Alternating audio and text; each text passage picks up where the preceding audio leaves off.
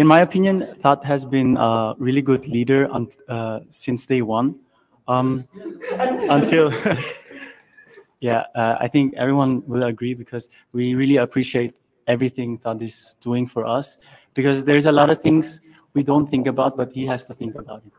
He has to take care that the group stays together and that everything is going fine. So yeah, respect to you.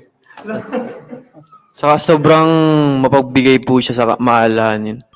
Saka sa tingin ko yun na po yung talaga yung personality niya. Hindi na po as a leader, yun na po yung personality. Very init sa kanya.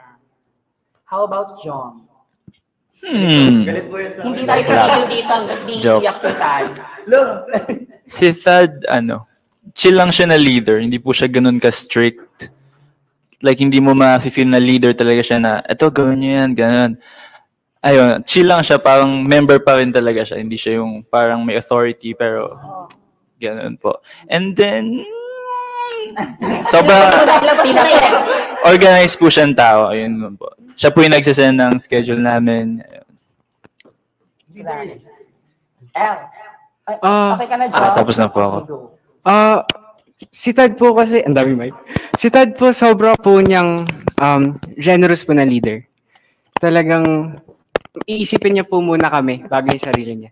Kaya naman, Thad, this song is for you. Thank you for teaching me how to love. Gumraduto. Well, ikaw naman, Thad, being the leader, ano yung masayang part at yung mahirap na part? Yung masayang part, I think, hindi siya tawanan Kasi more of the maturity ng bawat member. Kumbaga, hindi mo na kasi hindi ko na kailangan ma-stress para sa kanila. Like, nagtutulungan kami, kaya kahit leader ako, hindi ko naman kailangan na magtaray Kasi kung lahat kami kaya makikooperate, diba? Mas maganda yun. And yung mahirap, syempre ako kasi, as an iyakin, diba? Emotional. As an iyakin, parang, pag nagagalit ako, tas hindi ko na kaya, iniiyak ko na lang talaga. Pero hindi naman po madalas nangyayari. Isang beses lang nangyayari yun.